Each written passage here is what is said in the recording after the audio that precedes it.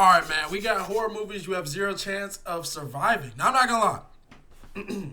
I have seen this video on my timeline. I have yet to click. I know I'm kind of late, but I'm actually into the horror movies. Believe it or not, as much as I am like afraid of them and shit. I'm not gonna say afraid, but you feel me? I do be like close my eyes at times during movies. I don't give a fuck what you say about me, nigga. Go argue with your mom, nigga. I don't give a fuck. These shits be scary, bro. Sometimes, bro.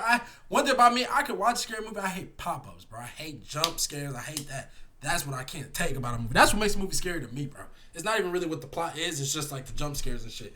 But we finna check this out. We finna see what horror movie I would not be able to survive. What horror movie y'all would not be able to survive. Personally, we gonna just see the list and we gonna see which ones. I'll be honest with you. I'll tell y'all which one I'll survive. Which one I know I'm not surviving. I don't got a boost. I don't got a cap for nobody.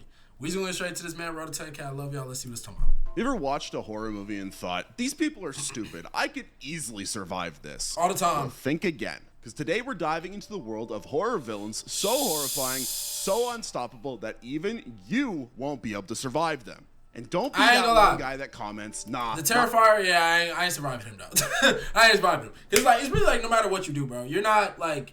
Even though I believe he's old, though, in the movie. I believe he's old, bro. It just feels like nobody can ever, like... He's pretty much untouchable. Like, when have you seen him really get touched and he, like, paused? No, did he? When have you seen him get touched, bro, and he's, like, phased? You know what I'm saying? Like, it doesn't really happen in his series. Not me, though.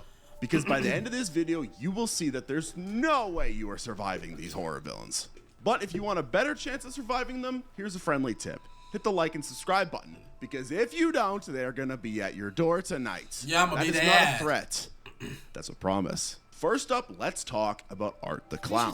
A name that sounds harmless until you realize this mime makes Pennywise look like party entertainment. Not for real. Terrifier series. And believe me, he's not here to make you balloon animals. He might make your intestines into balloon animals, but who knows? So who is Art the Clown? Picture a clown. Nah, he don't play. I ain't gonna lie. He gets straight to business. He gets straight to business. And a smile that says, run while you still can. Yeah, and did I mention that he's completely silent? He doesn't speak. Bro, he does not say a word, bro. He didn't say a word the whole fucking series, bro. He hasn't said a single word. Bro, didn't my man shoot up some kids at the mall, man? Bro, well, he didn't shoot them. I think he blew up kids at the mall, bro. Like, set a bomb off at the mall, bro, with some children. He has no remorse, bro. I don't give a fuck. That's a spoiler for you. Go watch that movie, bro. You were, I think, 2 months late. You know what I'm saying? Bro, this man is dangerous. You know what I'm saying? At all. Nothing screams terror like a clown who doesn't scream at you. Nah, Art first came into our nightmares in the 2013 film All Hallows Eve, before getting his own spotlight in the Terrifier franchise. He lurks the streets on Halloween night, but instead of collecting candy, he's more into collecting other things. With superhuman strength and uncanny ability to survive just about anything, he's less of a man and more of a supernatural phenomenon. And he's an old man. Like, how does he even have like, they never really explain shit. That's why if they make another one, they kind of have to explain his upcoming and stuff, because, like, bro, how does he even have all this strength? Is he even human? Like, bro, what? So let's get to the burning question. Why wouldn't you survive an encounter with Art? Well, for starters, he can teleport. Yes, you heard that right. You think you've lost him in a dark alley? Think again. He's probably already waiting for you around the next corner. Yep. And his silence, it That's means why I you'll said, never bro. even hear him coming until it's too late. Art's unpredictability is another fatal flaw in your survival plan. He doesn't follow Hey, homie over here was getting big boy with him, bro. It did not work, bro. I'm telling you, bro. He did my man's nasty. Moment he's toying with his victims, the next he's unleashed a level of brutality that's off the charts. This clown does not play by the rules. In fact, in the first Terrifier movie, he seems like the type of killer who likes knives, blunt objects, and other sorts of things like that to do his business, until it looks like one of the main characters is about to beat him. That's when he pulls out a fucking gun. In normal horror movies, usually a killer sticks to their weapon of choice.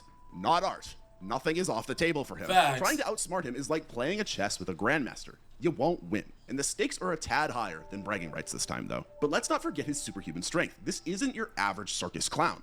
Art can tear limbs off like he's pulling apart a rotisserie chicken. Overpowering him physically? It's not gonna happen. I don't know how my man's he's got a whole arsenal, favoring anything with a sharp edge. Your best bet?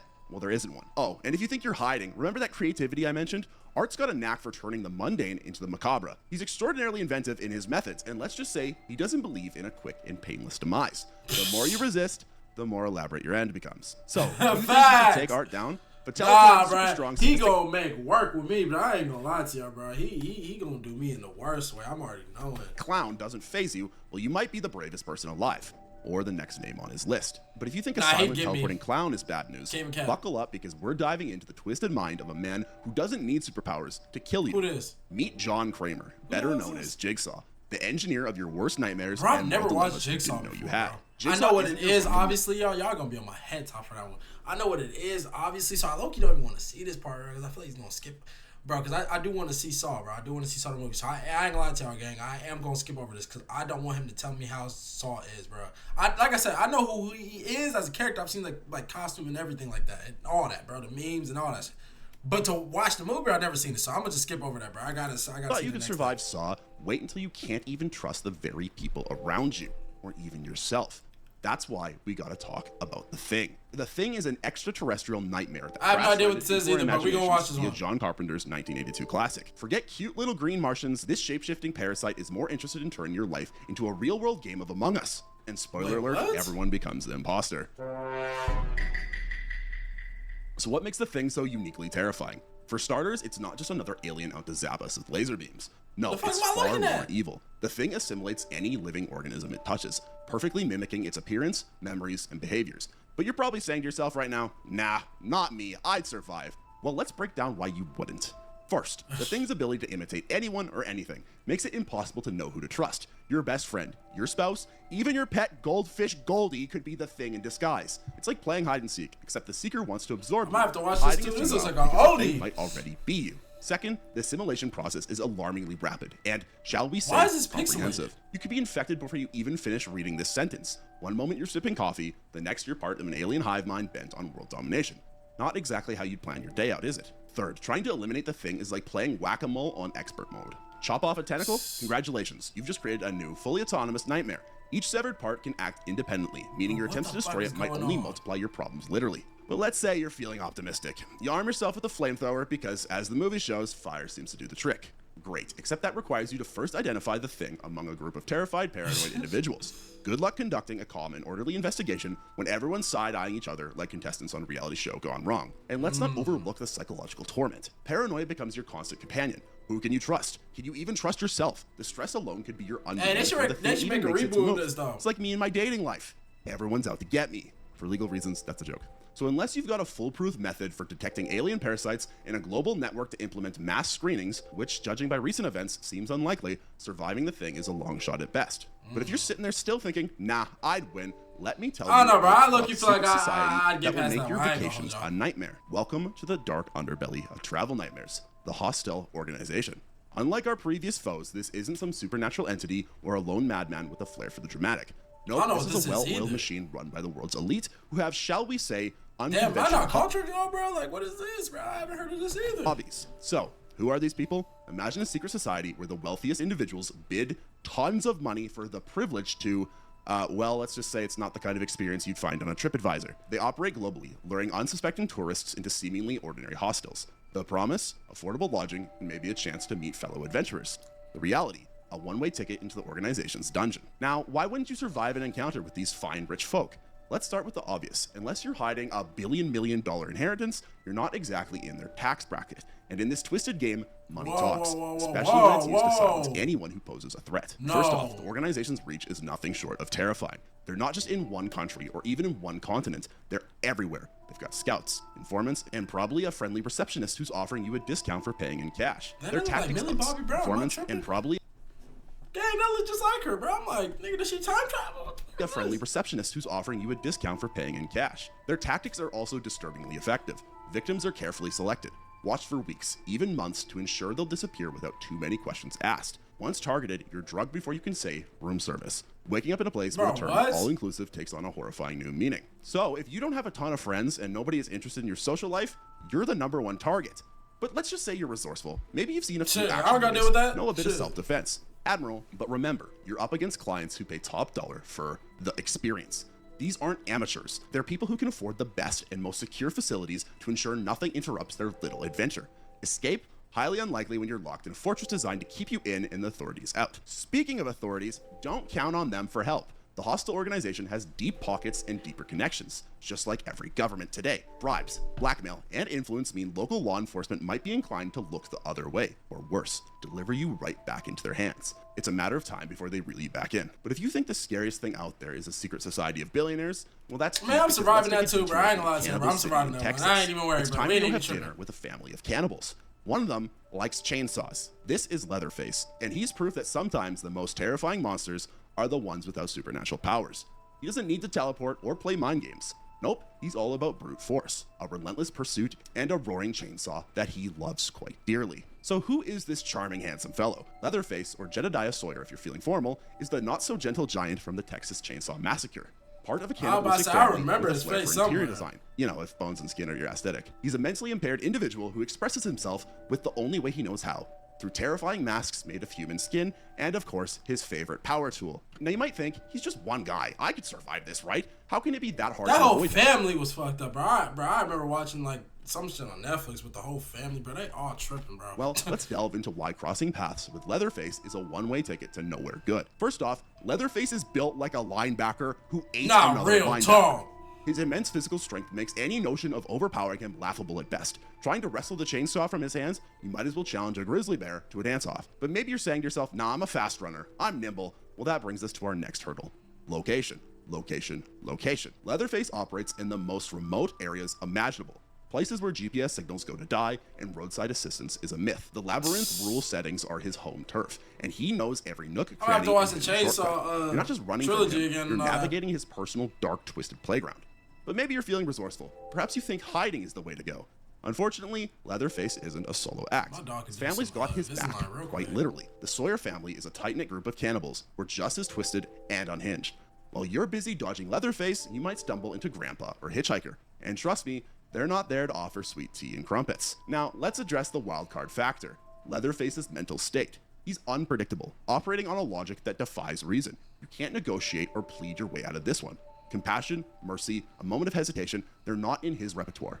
His motivations are as opaque as the mask he wears, adding another layer of terror because you can never anticipate his next move. So, could you escape Leatherface? Statistically speaking, I mean, can he run fast, bro? If he can't run fast, then he ain't touching me, bro. Real talk. That's all I'm gonna say.